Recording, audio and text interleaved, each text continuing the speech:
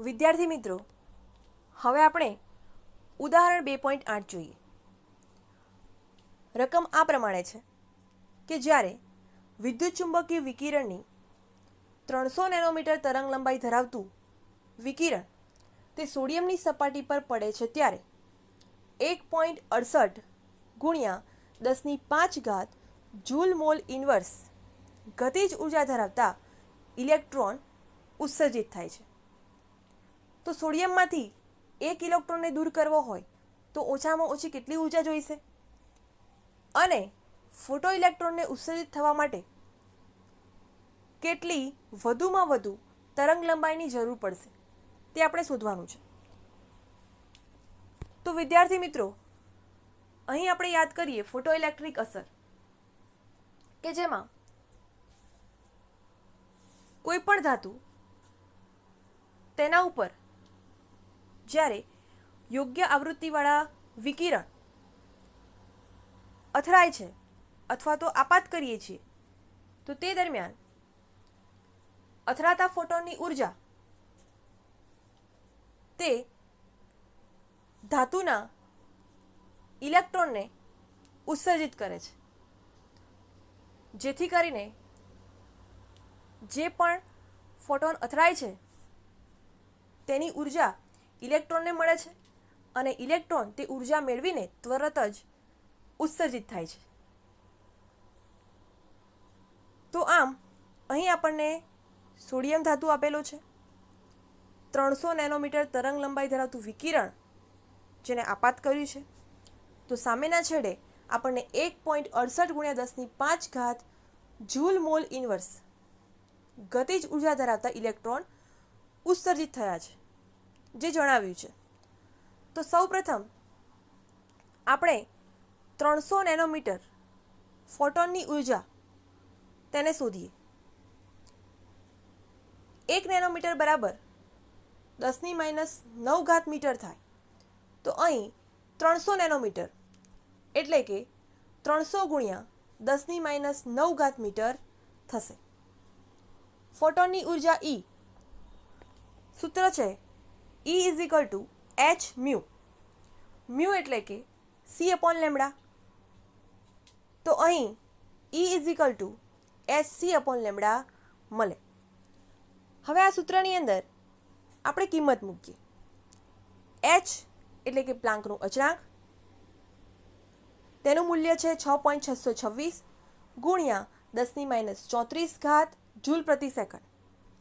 c એટલે કે પ્રકાશની ગતિ, તેનું મૂલ્ય છે 3.0 ગુણ્યા 10⁸ મીટર સેકન્ડ ઇન્વર્સ ભાગ્યા તરંગ લંબાઈ કેટલી છે તો 300 ગુણ્યા 10⁻⁹ મીટર. આ કેલ્ક્યુલેશન કરતાં આપણને જવાબ મળશે 6.626 ગુણ્યા 10⁻⁹ જૂલ. તો વિદ્યાર્થી મિત્રો, અહીં આપણને ફોટોનની ઉર્જા E મળે છે. હવે 1 મોલ ફોટોનની ઉર્જા જો શોધવી હોય તો આ જે પણ Eનું મૂલ્ય મળે છે તેને n વડે ગુણવામાં આવે છે. 1 મોલ ફોટોનની ઉર્જા બરાબર ne. n એટલે કે એવોગાડ્રો અચળાંક, અને તેનું મૂલ્ય છે 6.022 ગુણ્યા 10⁻23 મોલ ઇન્વર્સ ગુણ્યા E એટલે કે ફોટોનની ઉર્જા, જેનું મૂલ્ય આપણે હમણાં શોધ્યું 6.626 ગુણ્યા 10⁻⁹ જૂલ.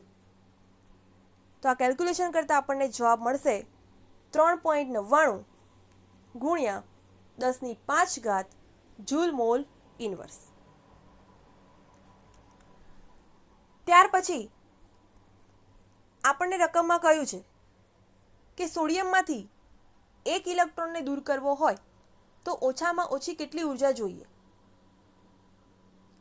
તો અહીં આપણે શોધીએ કે સોડિયમમાંથી 1 મોલ ઇલેક્ટ્રોન દૂર કરવા માટેની ઓછામાં ઓછી ઉર્જા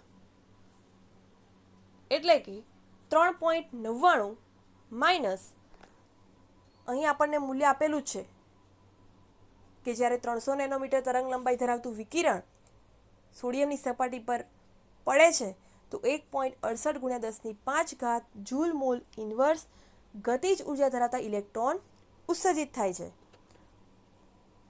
માટે અહીં આપણે 3.99 minus 1.68 × 10⁵ joule mall inverse calculation કરતાં આપણને જવાબ મળશે 2.31 × 10⁵ જૂલ મોલ ઇન્વર્સ.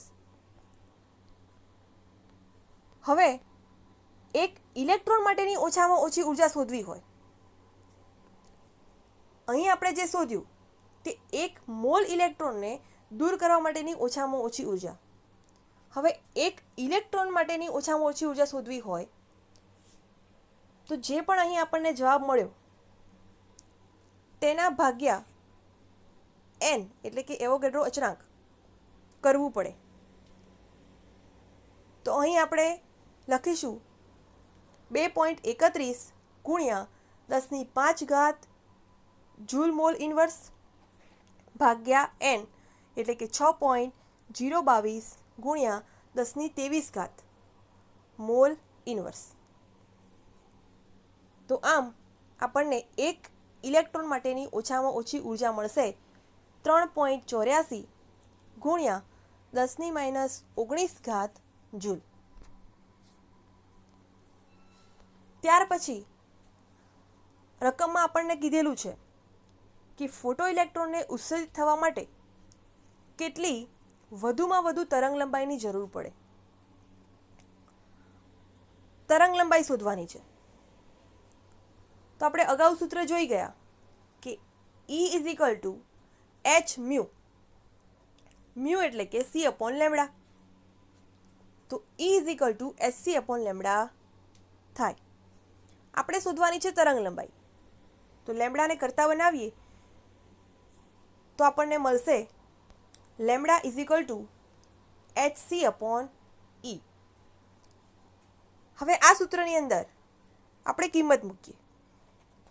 h એટલે કે પ્લાન્કનો અચળાંક 6.626 × 10⁻34 જૂલ પ્રતિ સેકન્ડ ગુણ્યા સીનું મૂલ્ય છે 3.0 × 10⁸ મીટર પ્રતિ સેકન્ડ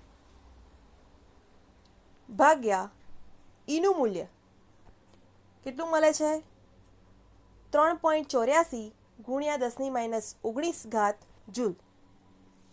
તો કેલ્ક્યુલેશન કરતાં આપણને જવાબ મળશે 517 × 10⁻9 મીટર એટલે કે 517 નેનોમીટર. આટલી આપણને તરંગ લંબાઈ મળશે. તે ઉપરાંત આ જે તરંગ લંબાઈ છે જે લીલા પ્રકાશને દર્શાવે છે. વિદ્યાર્થી મિત્રો, હવે આપણે ઉદાહરણ 2.9 જોઈએ. ઉદાહરણ 2.9 એક ધાતુ માટે દેહલી આવૃત્તિ એટલે કે થ્રેશોલ્ડ આવૃત્તિ, જેને આપણે μ0 વડે દર્શાવીએ છીએ, તેનું મૂલ્ય આપેલું છે 7.0 × 10⁻14 સેકન્ડ ઇન્વર્સ. અને ધાતુની આવૃત્તિ એટલે કે મ્યુ, જેનું મૂલ્ય છે 1.0 × 10⁻15 સેકન્ડ ઇન્વર્સ. વિદ્યાર્થી મિત્રો, અહીં આપણને એક ધાતુની દેહલી આવૃત્તિ આપેલી છે. તે ઉપરાંત ધાતુની આવૃત્તિ મ્યુ બંનેના મૂલ્ય આપેલા છે. હવે ધાતુની આવૃત્તિ μ = 1.0 × 10⁻15 સેકન્ડ ઇન્વર્સ જેટલી તીવ્રતાવાળું વિકિરણ અથડાય તો ઉત્સર્જિત થયેલા ઇલેક્ટ્રોનની ગતિજ ઉર્જા શોધવાની છે.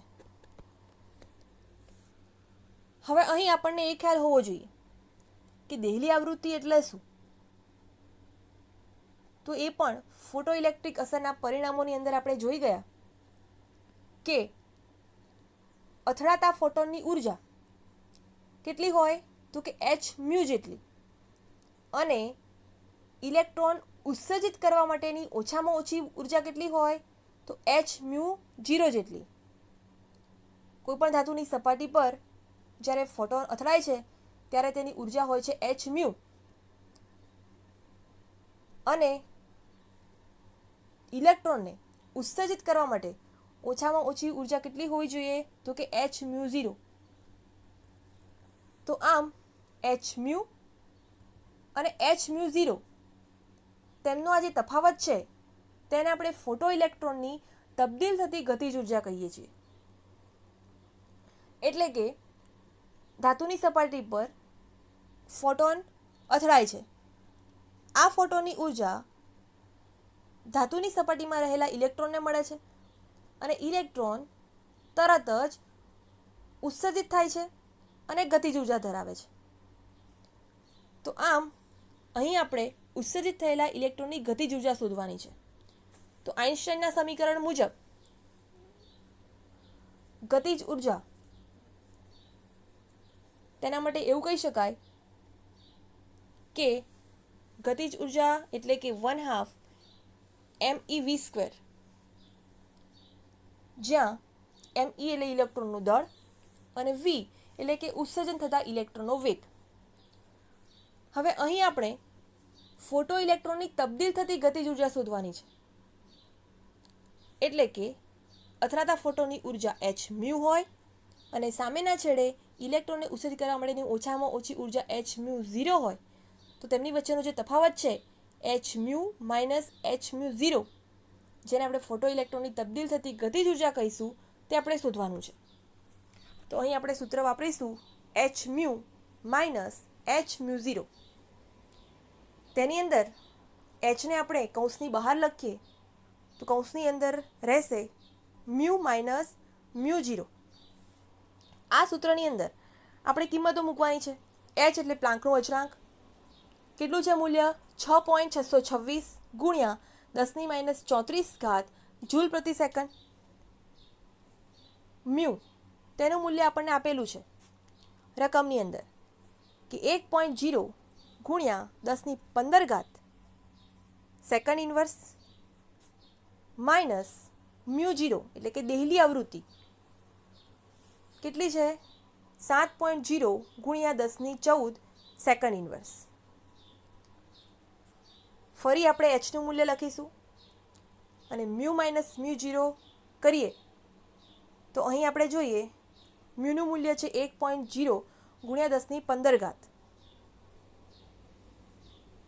તો આ જે પોઈન્ટ છે એને ડાબીથી જમણી તરફ આ દશાંશ ચિહ્નને ખસેડતા આપણને જવાબ મળશે 10.0 અને ઘાતમાં ઘટાડો થશે એટલે કે 10⁻14 માઇનસ મ્યુ 0નું મૂલ્ય 7.0 ગુણ્યા 10⁻14 સેકન્ડ ઇન્વર્સ. તો આમ મ્યુ માઇનસ મ્યુ 0 તેનો જવાબ આપણને મળે 3.0 ગુણ્યા 10⁻14 જૂલ, જેને આપણે પ્લાન્કનું મૂલ્ય એટલે કે h 6.626 ગુણ્યા 10⁻34 તેની સાથે ગુણતા આપણને જવાબ મળશે 1.988 ગુણ્યા 10⁻19 જૂલ. તો આમ જ્યારે પણ ઉત્સર્જિત થયેલા ઇલેક્ટ્રોનની ગતિજ ઉર્જા શોધવાની હોય તો ફોટો ઇલેક્ટ્રોનની તબદીલ થતી ઉર્જા, જેનું સૂત્ર h mu minus h mu 0, તે આપણે યાદ રાખવું